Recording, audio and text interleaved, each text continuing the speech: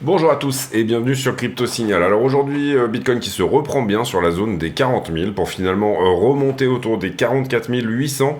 On va voir est-ce que ceci est un mouvement de liquidité ou alors est-ce qu'on est vraiment sur une vraie cassure pour un potentiel retour autour des 50 000 dollars. Donc on va évoquer deux scénarios ici. À la fin de la vidéo, bien sûr, on établira le scénario qu'on privilégie. Mais bien évidemment, vous l'aurez compris ici, on est sur une potentielle quand même cassure et récupération assez sympathique de la part de BTC. Allez, intro.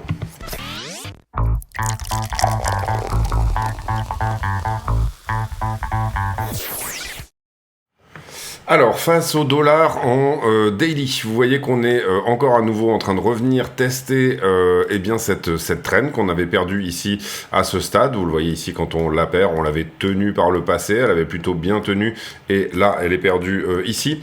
Ce qu'il faut comprendre là, c'est que bon, pour le moment, on peut pas vraiment considérer que elle est regagnée, hein, c'est-à-dire qu'on va repasser sur un mouvement qui peut potentiellement garder, en fait, finalement, ce momentum-là, tant qu'on n'a pas ouvert et clôturé une bougie en daily au-delà.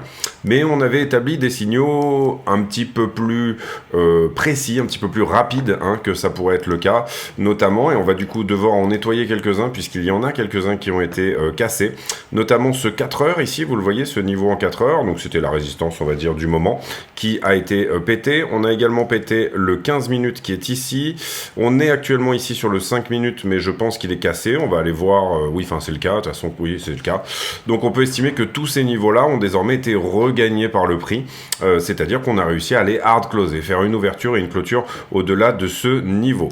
En daily également, on a cassé celui-ci, et ça c'était très important, c'était vraiment un signal pour nous que oui, il pouvait y avoir un peu plus d'upside sur BTC. Si à la limite on devait le garder, ben, on va dire que la bougie d'hier a été ouverte là-dedans, ici vous voyez qu'on a un petit corps de bougie qui est encore au-delà, donc on pourrait éventuellement le remonter là, c'est ce que je vais faire personnellement. Je sais pas, ah oui c'est un weekly au-dessus, c'est ce que je vais faire moi personnellement, c'est-à-dire que je le remonte très légèrement. Ça voudrait dire que d'ici ce soir, vous comprenez, ici on a ouvert au-delà de ce niveau, eh bien il faudrait que d'ici ce soir, 1h du matin, on se retrouve sous les 43 113 dollars pour ne pas hard closer ce niveau. On vient d'ouvrir également au-dessus de la daily, mais vous voyez que j'ai un petit bout du corps de bougie, on va dire, en daily qui est au-delà, donc malheureusement il faudra attendre demain 1h du matin pour considérer qu'on a effectivement regagné cette trend daily. Mais sur des petite time frame, eh ben on peut dire qu'elle a été regagnée. Vous voyez également qu'on a bien tenu finalement cette trend-là. À défaut de passer en dessous, moi c'était vraiment mon scénario privilégié, qu'on allait plutôt devoir venir ressourcer sous cette petite structure ici. Ça n'est pas ce que Bitcoin a fait, et si je vous le mets en 1 heure, on avait évoqué ce scénario aussi, mais c'était pas le privilégié, hein, aucun problème avec ça. Eh bien, vous avez ici du coup une épaule, tête-épaule inversée qui est probablement en train de casser. Target de cette épaule, tête-épaule inversée, 50 000 dollars, c'est-à-dire la prise de ce plus haut là. On va voir si ça tient. Pour moi, la daily est quand même quelque chose qui sera difficile à passer, mais pourquoi pas. Et voilà, un échec dans la zone est possible. Pour le moment, pas de structure baissière, hein, on va dire, sur les petites time frames, mais on voit une forme de ralentissement un petit peu du momentum. On va mettre ici une petite trend dans 15 minutes, et si jamais on venait à la perdre, vous la voyez, celle-ci là, eh bien ça pourrait vouloir nous dire que le prix a besoin de revenir ressourcer un petit peu plus bas. Ça, c'est plutôt pour de l'intraday. Globalement, prise de liquidité ou pas, ben, vous voyez qu'on a effacé beaucoup de niveaux qui nous auraient signalé cette prise de liquidité. Donc du coup, étant donné qu'on a eu tendance à ne pas faire une énorme mèche, rejeter tout de suite, on peut commencer à réfléchir à cette idée que ça n'est pas une prise de liquidité. Entre guillemets, c'est une vraie cassure haussière, hein, on va dire, vous le voyez bien, la résistance qui est là. On n'est pas juste sur, on va dire, un excès au-delà et puis on réintègre. Maintenant, on va voir en conclusion de cette vidéo que la zone est propice quand même à se dire que ça peut se retourner vers le bas.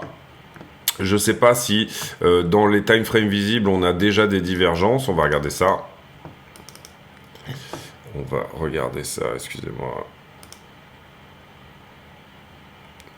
Alors sur le momentum index, pas vraiment. Sur le stochastique, très légèrement. Et sur le RSI, celui qui va nous intéresser le plus, désolé, on va y arriver. Il est où? Moi, oui, je l'ai peut-être là, excusez-moi. Non, ça c'est le Cypher, on va regarder sur le Cypher quand même. Oui, sur le Cypher, c'est bardé de divergence, hein, ici, sur toute cette structure-là. Bon, voilà, maintenant c'est du 15 minutes. J'aimerais bien récupérer le RSI normal. Ah, ben il est là. Pourquoi j'ai... Ah oui, d'accord, oui, c'est juste que je me suis trompé. Est-ce qu'on a de la divergence ici sur cette 15 minutes? Oui, vous voyez qu'en termes de momentum, on fait des plus hauts sur le prix, mais sur le momentum, on n'en fait pas. Ça signifie un petit manque de volume. Et ici, un endroit où Bitcoin est peut-être en train de se retourner à la baisse. On va regarder sur le 1 heure. Sur le 1 heure, ça diverge aussi. Je pense pas qu'on voit la structure sur d'autres. Non, après, ça devient un petit peu trop fin. En tout cas, jolie poussée du BTC, hein, ça c'est vraiment bien. Nous, on avait un reliquat sur un long qui du coup fonctionne très bien. Et puis, bien entendu, on avait quelques longues également sur les alts qui fonctionnent très bien. Ici, sur cette zone-là, finalement, en termes de day trading, swing, enfin, trade de position, etc., en fait, finalement, on avait shorté cette zone. On avait touché certains TP. Le TP, on va dire, le plus max, le plus final, il était plutôt à 41,2. Et celui-là, du coup, on ne l'a pas touché. Là, la position s'est fait sortir à break-even. Personnellement, je pense que la zone commence à m'intéresser pour éventuellement, à la limite, faire de l'intraday, c'est-à-dire vraiment pas forcément chercher du trade de position, mais de l'intraday, c'est-à-dire juste un recoupement, on va dire, au moins sur ce niveau-là. En gros, revenir retester le bas de l'épaule tête-épaule ici. La ligne de coup, vous le voyez, elle se met d'une aisselle à une autre, donc elle est légèrement au-dessus du support précédent, mais personnellement, j'irais bien jusqu'au support précédent. En tout cas, c'est ce que je vois ici dans la structure de prix, un petit ralentissement là qui peut nous signaler un petit retracement baissier à ce stade, et puis voilà, on va voir si ça se reprend, mais en tout cas, on voit quand même un petit ralentissement. Sur la structure de Ibit, structure de Ibit qu'on a pas mal tradé aussi dernièrement, enfin on l'a utilisé pour essayer de réfléchir où pourrait aller BTC. Vous voyez qu'on va ouvrir dans 45 minutes là et on est typiquement sur la target totale, la target finale on va dire de l'élargissement. C'est-à-dire que, vous le voyez, la pré-market, il est sur la ligne jaune, donc il va probablement ouvrir dans ces prix-là, avec un gap haussier par rapport à hier soir. Et voilà, donc on a une jolie cassure aussi, mais attention, on vient de toucher en tout cas toutes les targets longues qu'on aurait pu avoir sur la structure de Ibit. On avait vu ici comment on était descendu, hein, biseau en élargissement, et c'est comme ça qu'on a trouvé cette target-là. Désormais, il va falloir voir un petit peu comment on monte. Alors déjà, d'une certaine manière, sur la structure de Ibit, vous voyez qu'on a une jolie trend ici, enfin en tout cas je pense. Voilà, c'est pas trop mal. Ça semble plutôt pas mal s'aligner. Donc ça, c'est un peu le momentum de cette montée-là. On peut enlever celui-ci. Le momentum le moins agressif, on va dire, qui lui a été respecté. On peut enlever ça également. Ici, vous voyez qu'on a rebondi dessus. Donc par latéralisation, on est revenu toucher finalement cette trend d'accumulation. Et derrière, elle nous a poussé vers le haut jusqu'à la target. Voir une structure ici un petit peu là-dedans, dans la montée justement. Difficile pour le moment. Pour le moment, on a juste le momentum un peu avec cette trend, mais on n'a pas vraiment de grosse structure, on va dire, à voir là-dessus. En ce qui concerne Ether contre Bitcoin, eh bien, il s'était pas trop mal apprécié hier. Désormais, en fin de journée, hein, quand BTC a poussé, il s'est un petit peu repris à la baisse. En tout cas, ce qu'on peut dire, c'est qu'on a un retournement de structure ici. Étant donné qu'on a passé ici le point qui est celui-ci, la structure est en train de se retourner à la hausse. Il faut désormais valider ça, c'est-à-dire là, on a fait un break de la structure, et là, il faudra qu'on fasse une continuation de la structure haussière. Plutôt confiant aussi hein, là-dessus, pour un éventuel retour ici en haut. On va voir si c'est ce que nous donne Ether. On pourrait s'attendre, bien évidemment, ici, maintenant que Bitcoin a fait sa poussée, derrière à avoir un jaillissement sur Ethereum et puis ensuite une rotation vers les petites capes et puis les grosses capes. En ce qui concerne Ether contre le dollar, attention à ce flag, ça peut être une zone de rejet intéressante aussi sur Ethereum, c'est-à-dire si jamais ici on rejette, ça nous donnerait finalement une continuation ici en bear flag, d'accord ? En revanche, si jamais il arrive à passer là au travers de la zone actuelle, celle sur laquelle il est, on invalidera le flag et on se dira qu'il est venu chercher, il doit venir chercher le top précédent, à savoir 2711.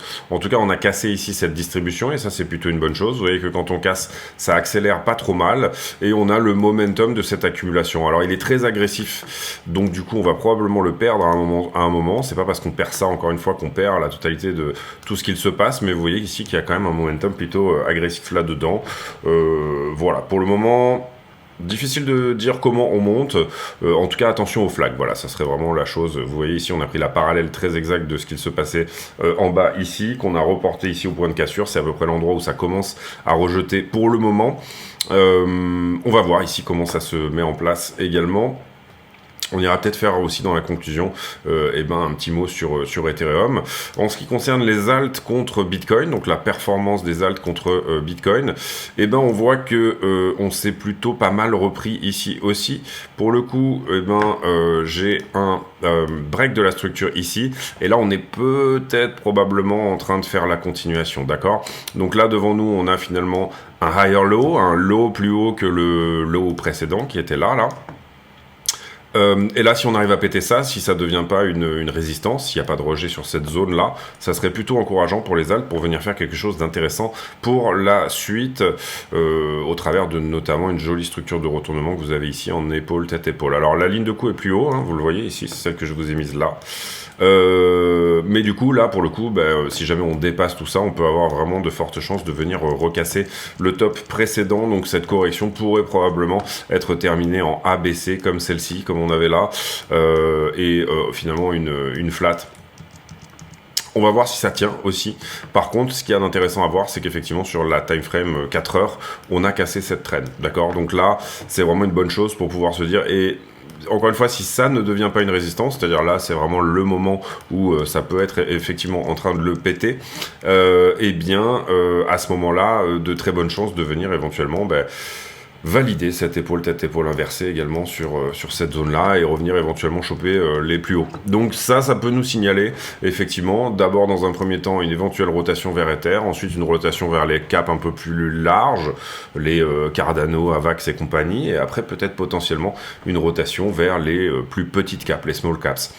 On va voir ici comment ça se met en place. On va aller voir également la Bitcoin dominance, les spreads CME qui sont négatifs. Alors oui, d'une certaine manière, et ça, on en parlera peut-être dans le fondamental. Excusez-moi, ils sont positifs. Je voyais que c'était rouge ici, donc je me disais qu'ils étaient négatifs, mais en fait pas du tout. On est au-dessus du zéro. Donc pour l'instant, le CME est plutôt plus longué que shorté. On est très loin des niveaux pré-ETF, vous le voyez ici. Mais c'est plutôt encourageant de se dire que les institutions sont plutôt positionnées longues. Stablecoin dominance, c'est celui-ci, oui, je crois. Oui, c'est celui-ci. Stablecoin dominance, vous voyez qu'on a refusé sur le 4 heures qui était là, ici, et on enfonce le 4 heures qui est ici. Donc ça c'est pareil, on est sur une bonne nouvelle aussi, au sens où, vous le voyez, on a perdu le momentum qui était là-dedans. Ça c'était notre premier signal pour dire que les cryptos pouvaient éventuellement encore augmenter un petit peu plus. Tac, on va bouger la distribution, on va la bouger plutôt comme ceci. Ça c'est plus ou moins ce qu'on veut garder pour avoir de la crypto qui va être haussière, et ce 4 heures là a été cassé, donc désormais on va peut-être attendre quelque chose un peu plus bas, à savoir celui-ci. Donc très bien, on passe vraiment ici, on a cette jolie poussée, etc. Pour le moment je vois pas grand chose en termes de price action, on va dire, il n'y a pas grand chose de baissier. On va aller voir sur la liquidité si on pourrait éventuellement avoir quelque chose de baissier, mais là pour le coup on va dire à part la trend en daily bien sûr, mais vous voyez que ce mouvement aurait pu, si jamais il s'était fait très rapidement, à ce moment-là, on aurait pu dire « Oula, ça pue, c'était vraiment une belle prise de liquidité, et a priori, on va venir chercher les 38. » Mais de ce qu'on en voit sur la chart, c'est-à-dire on s'installe un petit peu au-dessus de la résistance, qui est celle-ci, d'accord, c'est pas trop mal. Comprenez bien ici également que si on regarde la structure dans sa globalité, on va dire... Ce point-là correspondait aussi pas mal, si on envisage un peu ça comme un range entre 40 et 44, avec ici une déviation au-dessus, nettoyage de la liquidité, ici une déviation au-dessous. On est peut-être en train d'en sortir par le haut également. Donc si on n'a pas ici une nouvelle déviation, ça peut éventuellement nous dire que BTC va venir chercher ce top-là finalement. Concrètement, si on regarde la structure dans une globalité un peu plus large, on va dire, ça voudrait dire que Bitcoin a refusé, ici sur la zone des 38, de réintégrer tout le volume profile qui s'était fait dans cette zone-là, et que du coup, il a besoin éventuellement de revenir chercher quelque chose plus haut. Un sentiment qui est assez dégradé également, c'est ce qu'on verra sur les shorts, etc., toutes ces choses-là. Maintenant, voilà. En tout cas, on casse ici la résistance des 43,5 et on va dire que on ne la casse pas avec une mèche de quelques minutes. Il y a vraiment de l'achat derrière et il y a un soutien au niveau du prix. Donc ça peut éventuellement nous dire qu'on est sur un peu plus qu'une prise de liquidité. En ce qui concerne les news, et j'en profite pour vous dire de vous abonner, mettre un like sur la vidéo, etc.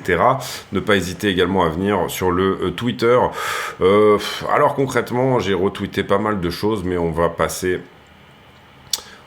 sur certaines ici quand même.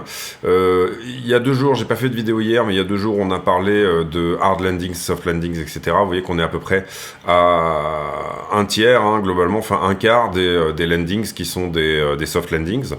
C'est-à-dire quand la Fed recommence à baisser ses taux, souvent ça signale une récession, et donc du coup comment atterrit l'économie finalement. Ici on parle de l'Ukraine, on va passer, Tucker Carlson également, on va passer, Solana qui a eu des petits soucis, on va passer également. Je pense que vous êtes tous au courant. La SEC, ça c'était le 6 février qui a repoussé les ETF Ethereum. Alors la bonne nouvelle, alors oui également une autre nouvelle, les banques régionales qui prennent cher en ce moment aux États-Unis, donc on est vraiment sur une crise bancaire 2.0 dans la lignée de celle que finalement on avait eue autour du mois de mars 2023. Et là, je dis d'une certaine manière attention parce que la Fed doit arrêter son programme de soutien aux banques régionales le 11 mars. Si dans un mois, ce programme s'arrête effectivement, ça risque de coûter cher en ce qui concerne les banques régionales. Alors, on a vu Powell qui a parlé de fusion entre les banques, etc. Il faut qu'elles se rachètent, toutes ces choses-là. Maintenant, ce programme, il a pour effet de protéger les déposants, en fait, c'est-à-dire vous et moi, et d'aller plus loin que ce qui est, je me rappelle plus du nom du fonds, le NFDCI, ou je sais plus comment ça s'appelle, qui est censé finalement être un peu l'assurance qui va vous protéger les déposants. Je pense qu'ils vont reconduire ce programme autour de mars. Donc 1 an après, finalement, ça avait été mis en place pour 1 an.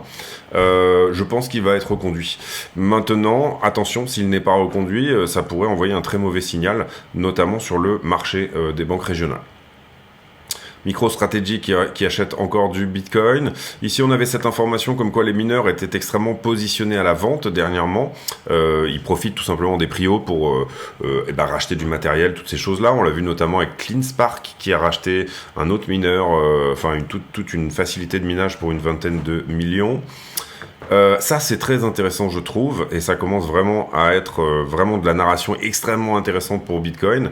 Fidelity qui a un Bitcoin all-in-one, c'est-à-dire vous prenez un truc assez conservateur, alors malheureusement c'est juste au Canada. Vous prenez un ETF où il y a tout dedans, c'est assez conservateur, ça vous expose finalement à pas mal de choses, et comprenez bien que ici dans cet ETF là, ils ont un ETF également sur Bitcoin, bien sûr, Fidelity, ils ont intégré directement leur ETF Bitcoin à hauteur de 1%. Malheureusement c'est qu'au Canada, c'est pas encore américain, mais ça signale cette volonté d'une allocation de à minima 1% par rapport à une partie, et Fidelity on parle de énormément d'assets under management, donc c'est un des plus gros fonds tout simplement d'investissement américains également. Là on parle de Tucker Carlson également qui a interviewé Poutine, l'interview sortira ce soir à minuit je crois. Ici, le hack sur 33 millions de Français qui ont eu un piratage de leur... en fait, c'est les opérateurs de tiers payants qui ont été hackés. Et donc, du coup, on a votre état civil, votre date de naissance et votre numéro de sécurité sociale. Donc, nom de famille, toutes ces choses-là, évidemment. On peut faire pas mal de choses avec un numéro de sécu. Donc, attention à ça. Et voilà, ma réaction, c'était de dire on voit l'intérêt d'une blockchain par rapport à une base de données. Vous avez beaucoup de projets blockchain qui finalement veulent remplacer des bases de données, mais c'est pas forcément une valeur ajoutée. Là, en l'occurrence, quand il y a des données de sécurité comme ça qui sont autant importantes, la blockchain peut être vraiment intéressante pour stocker tout simplement les données des utilisateurs. Ark Invest et 21 Shares qui redéposent une mise à jour et elle porte sur la création et le rachat de parts qui devrait se faire en cash only. Donc ça c'est là où je mets un air de déjà vu parce que c'était exactement ce qu'ils avaient demandé pour les ETF spot Bitcoin. En tout cas ça parle entre la SEC et les déposants par rapport à cette ETF Ethereum. Donc au moins ça parle. Il y a une vraie, un petit peu comme on avait eu également du côté des ETF spot Bitcoin. Et ben pour le coup ici il y a un vrai échange un petit peu entre les deux. J'en profite pour dire ici que tous les bénéfices de la chaîne sont reversés à Mécénat Chirurgie Cardiaque, donc n'hésitez pas à vous intéresser aux liens d'affiliation, toutes ces choses-là, etc. Les investisseurs qui sont quasiment toujours, qui ont toujours tout faux par rapport à la Fed, c'est normal, la Fed est payée pour mentir, donc du coup, ceux qui la suivent malheureusement ont tort. C'est normal, il faut ici, encore une fois, être dans l'humilité par rapport à ce qu'on peut envisager, que ce soit du côté de la Fed ou même des marchés. MicroStrategy, 190 000 BTC, on en a déjà parlé également. Ici, on passe sur ce qu'on a sur The Block. On passe ici, pas mal d'accumulation du côté des whales, les grosses adresses en ce moment qui accumulent pas mal. En tout cas, autour des 40K, on avait vu que c'était le cas. Notamment quand on avait regardé tout ce qui était sur Glassnode, etc. Ici, on passe également, donc pas énormément de news aujourd'hui. Là, pareil, on passe. On va passer là-dessus aussi. Cette semaine, pas grand-chose en termes de news économiques. On a les jobless claims, donc les infos du jeudi. Je crois qu'on est au consensus, j'ai regardé tout à l'heure. Et globalement, la semaine prochaine, ça sera surtout le CPI autour de mardi et les earnings. Aujourd'hui, on a surtout du cosmétique et de la pharma qui visiblement va poster ses earnings, donc pas très intéressant pour nous. Les données de liquidation. Alors, on a liquidé 100 millions hier, ce qui n'est pas énorme au vu de l'action de prix, mais bon, qui correspond quand même à une belle journée. Globalement, à peu près 70% sur Bitcoin plus Ethereum, on est à 50, 72, ouais, ça, 70%. Donc c'est plutôt péchu sur à la fois Bitcoin et Ethereum. Vous voyez qu'on a liquidé principalement du short, Solana qui a pas mal également liquidé. Donc voilà, Dim qui fait tout de suite son entrée, Dimension dans les grosses altes qui liquident sur les perps. Donc voilà. Carnet d'ordre, eh bien, il a fallu un peu de momentum pour aller passer tous ces ordres à la vente, mais vous voyez que ça s'est plutôt bien passé. Les prochains gros ordres à l'achat sont sous les 38. On a une petite zone de défense avant ça autour des 42, et là on regarde le carnet d'ordre au spot. Et après, on a de la vente linéaire, on va dire, jusqu'à 48, 49. C'est pas énorme, voilà. En tout cas, il a fallu un peu de momentum pour traverser ça. Vous voyez que certains se sont ravisés avant, juste avant que ça monte, et finalement, il n'y en avait pas tant que ça. Il y avait peut-être un petit peu de spoofing là-dedans. Quelques-uns qui se sont ravisés juste avant. Maintenant, c'était pas non plus des ordres complètement énormes, 72 BTC, 120 ici, ceux qui ont été touchés, je regarde, 51, c'est pas non plus incroyable. Les marchés en levier. Alors pour moi, on avait assez peu de shorts, enfin pas de grosses anomalies, depuis qu'on avait touché ici 48,4. On avait assez peu de shorts dans la place sur cette zone-là. Donc là, on est dans l'imbalance qui finalement a donné ça. La demande au spot est plutôt bonne, on va dire. Vous voyez ici, elle se caractérise quand même par quelque chose de pas trop mauvais. On est toujours dans un marché de liquidité parce que les spreads sont négatifs, donc attention à ça. On regardera bien attentivement la liquidité en fin de vidéo. On va juste zoomer un petit peu. Les niveaux qui ont été pris, eh bien c'est celui-ci en short et celui-ci, ceux où on avait des anomalies. Derrière, on avait dû faire la vidéo par là. J'ai un prix qui monte, un funding qui augmente légèrement, donc on a toujours ce point-là qui doit être pris. Maintenant, il n'augmente pas, c'est pas incroyable non plus, donc on avait certainement du short ici dans la zone. Derrière ici, prix qui descend, funding qui descend, on va dire qu'on est à peu près dans la normalité. J'avais du short qui était là-dessus, vous le voyez ici, puisque la structure continue à monter et le funding était en revanche à la descente, et on a de l'open interest également qui rentre sur l'histoire. Derrière, j'ai du short ici, j'en avais à partir de là également. Vous le voyez, j'ai une structure de prix qui monte, funding qui descend, donc ça tente le short assez fort, donc attention à pas shorter trop tôt, puisque on a ici les gens qui essayent de couper un bambou qui monte, et en général ça se passe pas trop bien. Je vais juste mettre en pause, me loguer. Ok. De ce que je peux dire également, finalement, sur cette montée, vous le voyez, on a un open interest qui part énormément fort, donc beaucoup de contrats en circulation qui s'ajoutent. En général, on a tendance à déleverager autour des 8 milliards, et là, on est déjà à 500 millions de plus. Donc attention au retour de bâton. Si jamais il y avait retour de bâton, ça serait dans la violence, hein, puisque ça voudrait dire que tout ce qui est long là-dessus devra être liquidé. Ce qu'on peut voir également, c'est que dans les liquidations des shorters, finalement, il y a assez peu de contrats fermés, c'est ça que je veux dire, hein. Vous avez ici un open interest, donc le nombre de contrats en circulation qui va venir suivre le prix, donc ça veut dire quand même qu'on a du longueur sur cette structure. Est-ce qu'on a des points logiques? D'abord le moment où commence à augmenter assez fortement l'open interest, hein, donc retracer ici à 43 ne serait pas choquant. Vous voyez ici, forte montée du prix, forte montée de l'open interest, forte montée du funding. Ici, on avait par contre du short qui avait tout de suite été sorti, mais là, on a peut-être un petit point de long à venir chercher, donc attention à ça. Ça irait plutôt dans le sens de fameux mouvement de liquidité dont je vous parlais tout à l'heure, donc on sera vraiment attentif à ça. Sur la journée, si on commence à être baissier, il y a peut-être un joli short à placer. Ici, vous voyez également le delta shorter longueur qui est plutôt comme on a monté, hein, donc on a liquidé là sur 5 jours. Là vous voyez très bien ce phénomène de je suis shorté, je viens chercher, je suis shorté, hop, je viens chercher, je suis shorté, hop, je viens chercher. Et là on n'a plus beaucoup de short au-dessus, en tout cas pour le moment on n'en a pas beaucoup.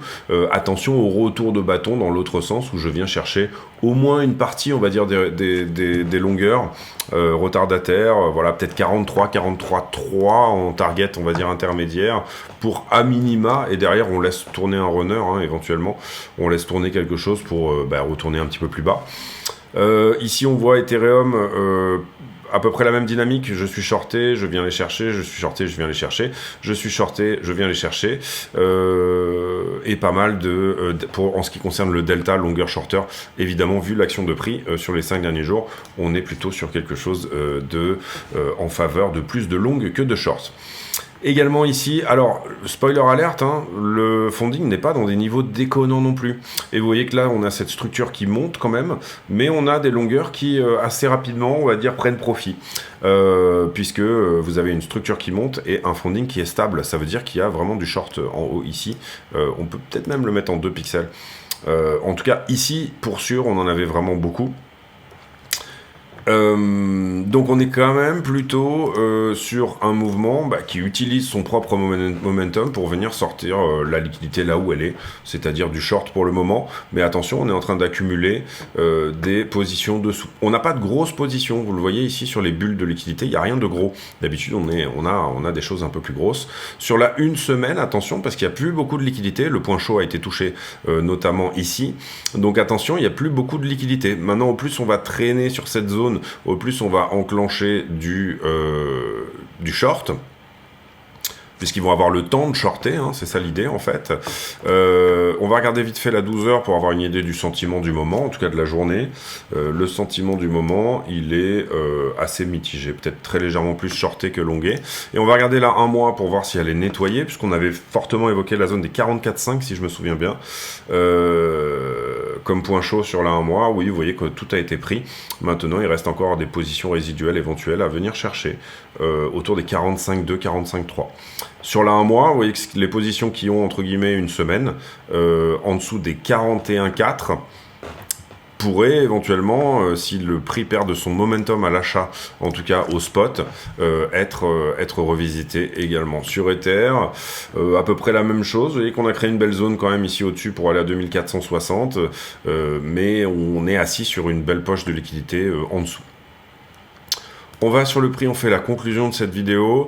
Alors, j'ai beaucoup de distorsions entre ce que dit la structure, c'est-à-dire que finalement, on est quand même en train de s'installer au-dessus, et la liquidité. Maintenant, vous avez vu que dans l'étude de la liquidité, finalement, étant donné qu'on a un sentiment qui est assez dégradé en ce moment, et bien à chaque petite latéralisation, je vais descendre dans les time frames, excusez-moi.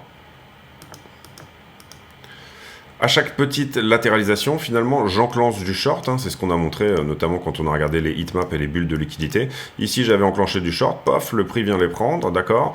Derrière, j'avais également enclenché du short, pof, le prix vient les prendre. Et ici, j'ai encore enclenché du short et pof, le prix vient les prendre. Donc, c'est ce qui explique que le prix s'installe au-dessus de ça. Qu'est-ce qui pourrait nous retourner l'histoire ici? Et pour moi, c'est encore un peu tôt pour rentrer short. Nous retourner l'histoire, ça voudrait dire venir faire finalement une grosse bougie de liquidation et derrière se retourner complètement et venir retraverser finalement les niveaux précédents. Ça nous inscrirait vraiment dans le scénario de juste un SFP, une Swing Failure Pattern. Vous avez vu quand on a montré ici l'épaule tête-épaule inversée, finalement, ça nous dit que on avait par exemple une résistance, cette résistance a cassé, mais le prix n'avait que pour volonté de venir chercher la liquidité qui était au-dessus, enclencher également de la liquidité longue en dessous, et ensuite finalement retourner son momentum pour venir rechercher la liquidité en dessous, effectivement. Donc, si on a une belle structure baissière, et pour le moment c'est pas le cas, on est sur cette montée larvée, vous l'avez vu, qui finalement se fait un peu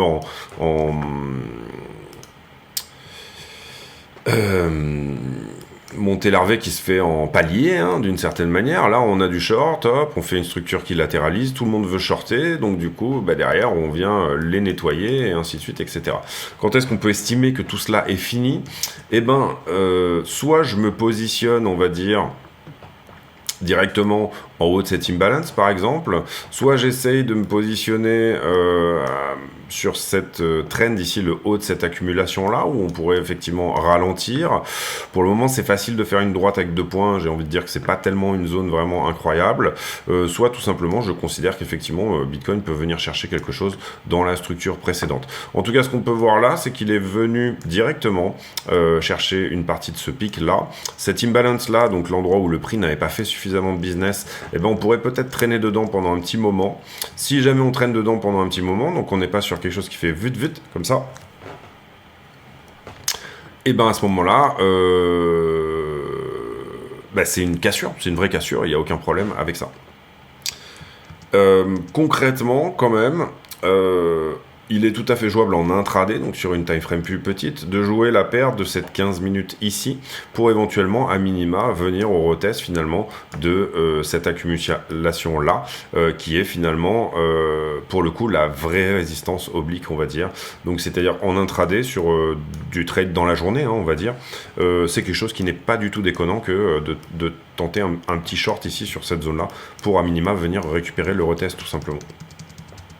Cela dit, montée larvée, pour le moment une montée qui se calme, comprenez bien que tout ça s'est fait hors IBIT et hors Wall Street.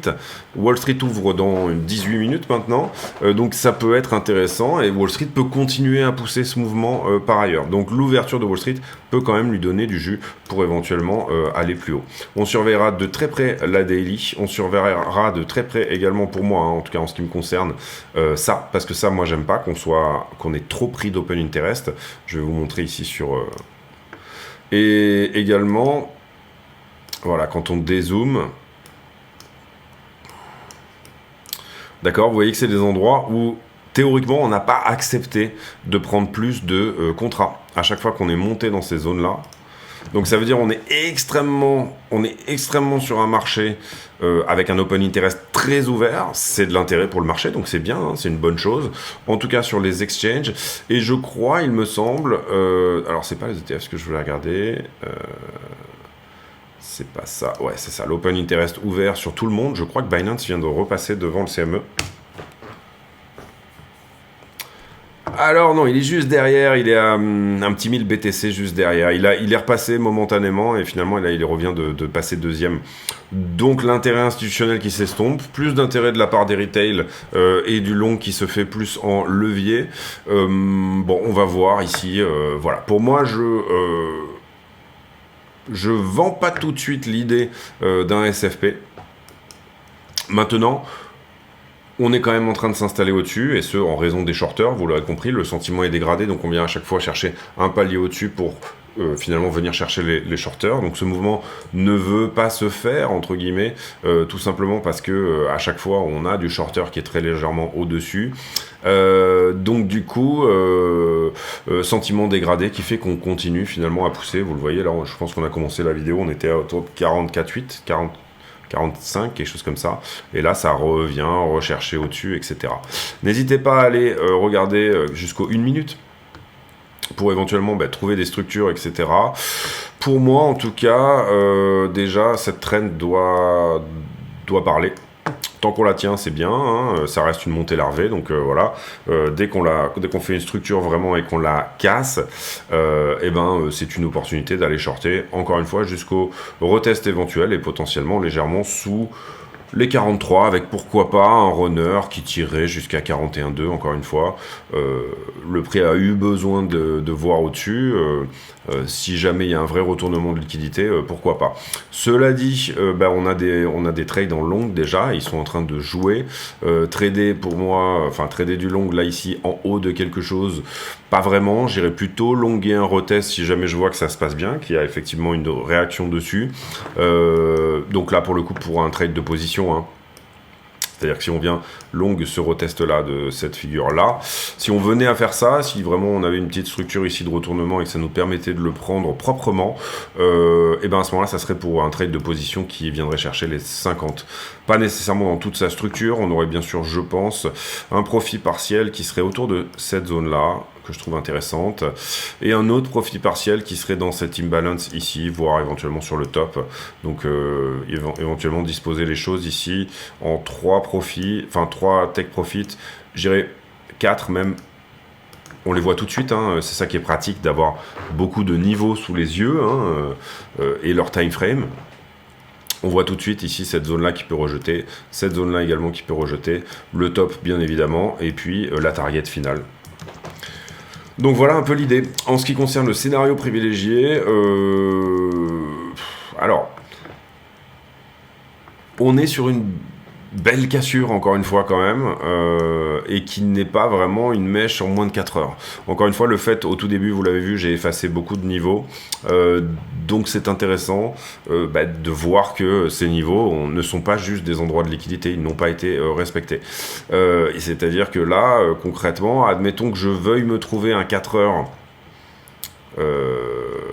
même en 4 heures je l'ai pas, vous le voyez ici, parce qu'on a passé des 4 heures là ici au dessus. Je parle ici d'essayer de trouver quelque chose au max qui soit ici. Il faudrait du coup que j'aligne un daily comme ceci, et en gros le daily, je vous l'ai déjà mis, c'est celui qui est en haut là. On pourrait en mettre un petit peu plus haut ici, mais ça aurait pas vraiment de sens, voilà. Donc pour moi, si aujourd'hui on est repassé sous 43 000 $, c'était de la liquidité, à ce moment-là on peut taper sur du short beaucoup plus bas. Si jamais on s'installe vraiment au-dessus et qu'on réussit ce type de retest là, eh bien, pour le coup, c'est extrêmement haussier. Et voilà. Donc, si jamais celui qui veut prendre cette descente-là, pour le coup, vous avez également 3 TP. Si vous arrivez à choper la petite structure de retournement, vous avez 3 TP. Vous en aurez un par ici. Vous en aurez un par ici, sur le daily. Vous en aurez un sur cette trend-là, qui a pas mal joué jusque-là. Et puis derrière, éventuellement, cette idée d'aller à minima sous la petite structure, c'est-à-dire celle-ci, pour finalement faire un higher low, tout simplement. Un lower high, pardon. Non, un higher low, oui, c'est ça. Voilà. Si je regarde juste la structure ici, vous le voyez, 1, 2, 3, 4. On retourne la structure d'une certaine manière. Si on perd 42,20, je crois que ce trade, c'est pas la peine, si on prend un short ici, d'insulter la structure. Et que donc, du coup, voilà, déjà en intraday, ça c'est pas mal. Et le runner, si vous avez un runner qui vient chercher ça, et pourquoi pas ça, doivent être du petit runner. Il doit quand même y avoir ici un max de TP dans votre time frame, c'est-à-dire, on va dire l'intraday, trade de 2-3 jours, voilà, potentiellement pas beaucoup plus. Rajouter sur mes longues, ici encore une fois, pour moi j'attendrai un retest ou quelque chose comme ça. Donc voilà, une structure en bas de ça. ou alors là-dessus. Voilà, dans toute cette fenêtre-là, une structure m'intéresse, c'est-à-dire on refuse de re-rentrer sous le niveau supérieur précédent. Donc scénario privilégié pour moi pour la journée, j'aurais tendance à dire que du fait de ce ralentissement quand même de momentum, on aura peut-être une journée baissière, et la question ici c'est comment se passe le retest. Est-ce que cette petite trend ici est perdue ou est-ce qu'on larve encore jusqu'à pendant quelques jours, hein. Tout à fait possible ici, encore une fois, de faire cette montée larvée, mais un peu comme voilà ce genre de choses, vous voyez, où on a du mal à monter, ça se fait un peu en canal, ou en élargissement, ou en biseau, et puis finalement, au bout d'un moment, ok, le prix est venu prendre ce qu'il avait à prendre, et on se retourne. Donc retournement, pour moi, scénario privilégié, journée plutôt baissière, à partir du moment où on perd cette trend-là, et que ça se fait dans la journée, voilà. On va aller voir ici, en tout cas à chaque nouveau plus haut, je vous invite éventuellement à garder un œil sur le prix pour essayer de choper un peu ces opportunités-là. Et je vous invite à pas être trop gourmand sur vos TP, à savoir ne pas essayer d'aller chercher tout de suite 32 000 $, si ce n'est avec un runner, quelque chose qui est vraiment un reliquat de position, on va dire, puisque vous n'avez aucune certitude d'avoir trouvé le top de l'extrême. Je vous laisse là-dessus, j'espère que cette vidéo vous a plu. Si c'est le cas, n'hésitez pas à le dire, c'est-à-dire mettre un pouce bleu, un commentaire d'encouragement éventuellement, etc. Et bien évidemment pousser la chaîne grâce aux liens d'affiliation, bouquins sur Amazon, toutes les choses que vous allez pouvoir trouver dans la description de la vidéo. J'ai pour habitude en fin de vidéo de poser une question à la con, c'est-à-dire une question qui n'a rien à voir avec le prix du Bitcoin, mais qui nous permet de converser de choses et d'autres. Et la question du jour, en l'occurrence, elle sera sur...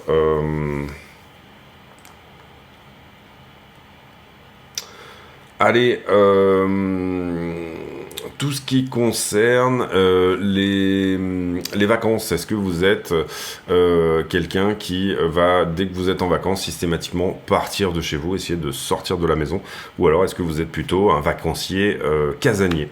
Je vous laisse là-dessus, j'espère que cette vidéo vous a plu, on se retrouve demain pour une nouvelle vidéo, à très bientôt, ciao ciao.